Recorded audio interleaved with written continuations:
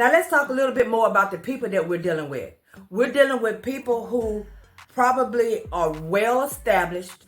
They have more than one. They're either renting them out to tenants who are running their own organization inside of the actual location that you're supposed to be going to inspect. Whatever it may be, these people are on vacation, okay? I have one who is in Texas having a family situation going on and won't be back for 3 months, okay? I have one that is in Hawaii and he don't know when he's coming back, so he's completely on hold. I have a few of them that are just out of town somewhere, just enjoying life. And why? Because they own all of these businesses, and they can do that.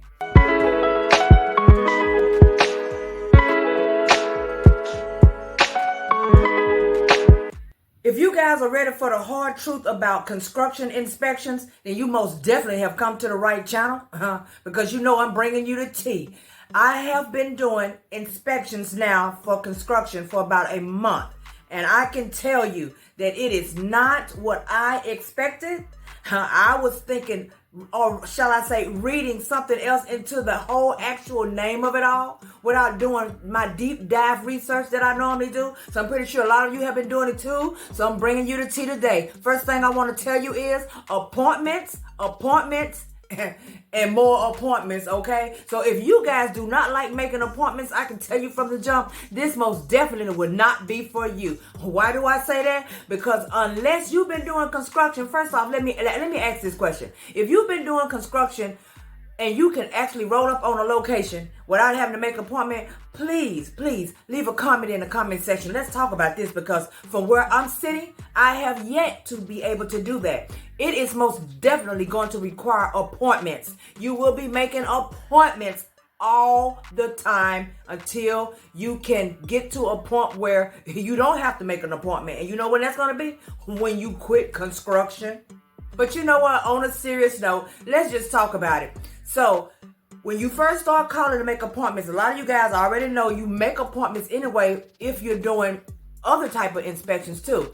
But this right here, there's no every now and then we can just roll out. None of that. It's always going to require an appointment. The problem with the appointments is, because I have no problem with actually calling and setting up an appointment. The problem falls in with actually getting a hold of these people. Because bear in mind now, you're going to have different types of people that you're going to be dealing with when you're calling. You're going to have those who travel and spend a lot of time away. You're going to have those that are super nice. You're going to have those that are snotty and mean. You're going to have those who just ignore your calls and ignore your voicemails every day, all day. You're going to be dealing with a lot of different things that you already pretty much dealing with now anyway, if you are an inspector.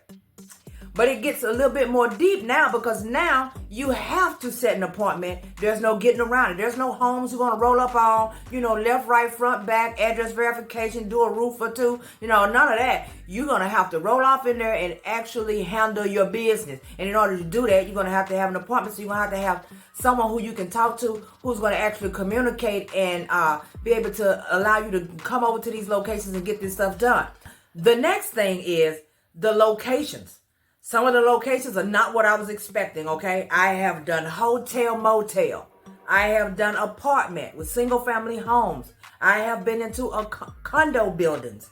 I have done restaurants. I have done strip malls, okay? I have, on my way this week coming up, I think it's a jewelry, or is it a bar and grill? I'm not sure which one it is, but I do several of them, and they are all different. So if you're thinking that maybe you can actually roll up to a spot and they're doing construction, everybody got on hard hats and, all of that stuff, trust me, I was thinking the same thing. It's not that at all. You may have a few of those spots. I have rolled up to places where they're not completely finished with an apartment building, and you got the construction workers standing around everywhere and they're all working. Okay. They say they working. Okay. But for the most part, I go to apartment complexes. There's a complex, or there's one single freestanding building, or there's one huge building that takes a whole block that looks like it may be several buildings, but it's actually one. Once you get off inside of it, it's amazing. You're lost. I've done restaurants. It's all of these different things. Anything that is construction and people don't actually live in as one family household is considered construction. Okay, I hope I explained that the best I could. I thought I did. It's being ran in some sort of commercial fashion. There you have it. It is construction.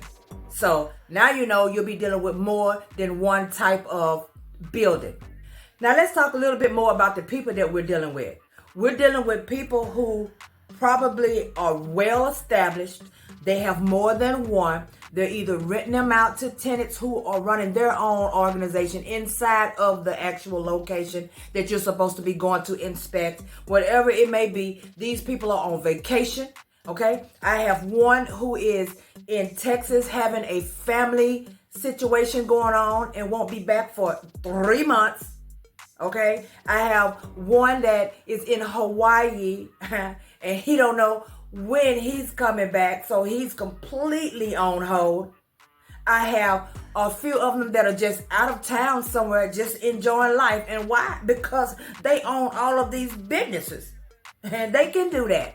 So if they don't have a manager that runs these businesses and they handle all of it themselves, especially if it's an apartment building of some sort, then you have no other choice but to wait on them to come back. Because when the inspection hit your hand, you nor your company knew at all that these people were actually out of town. So now you got all of these files that you have, they done give you, and let's say for instance they give you 10 of them, and out of 10, you'll manage to get 3 or 4 appointments set. Okay.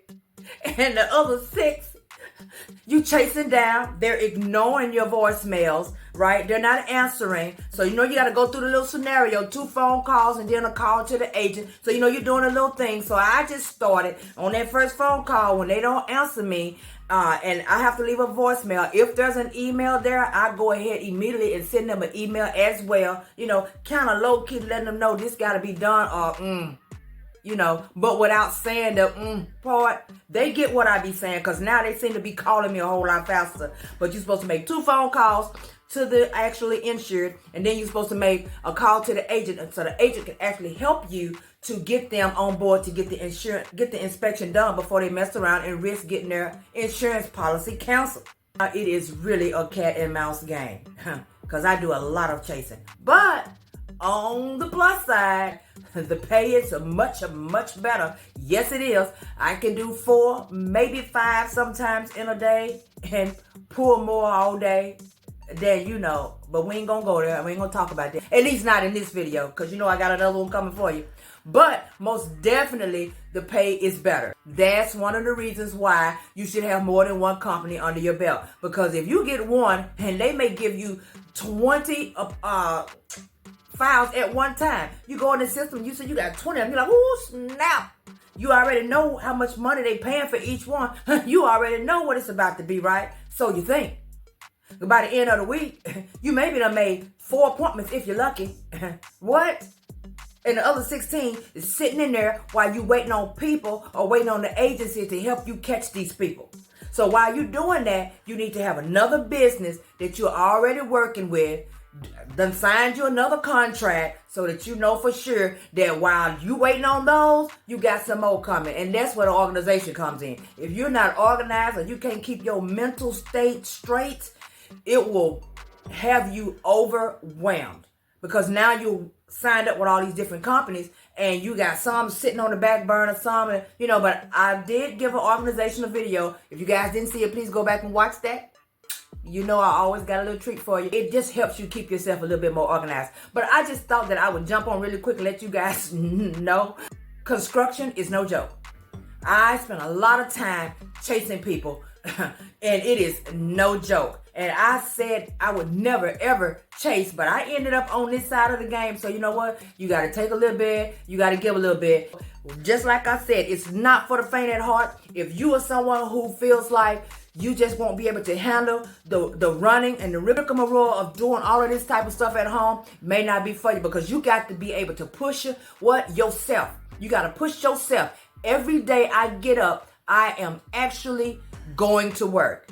every single day. And I don't stop until I'm finished. So now I'm going to show you guys on another video the new equipment that I bought. I knew y'all going to be like, what is this girl doing? But I'm going to show you anyway, because I know a lot of you guys appreciate it, because you may want to have the same type of stuff to use on your journeys when you're out doing inspection work too. So I'm going to show you guys what I have and show you guys how I do and why I do, so you'll understand how easy I have made this process for myself.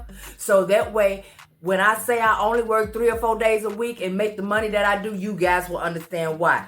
But in the meantime, you know what to do. Like, subscribe, turn on the notification bell, because you know I'm going to be bringing you something back later. Thank you guys so much for watching. Hey, keep your head up, keep the faith, believe, and ye shall receive, okay? Knock and the door shall be open. What? Write it down and make it plain, okay? Do what you need to do. Believe in you. Don't let nobody stop your shine, okay? Shine on, shine on. Thank you guys so much for watching. Enjoy the rest of your night.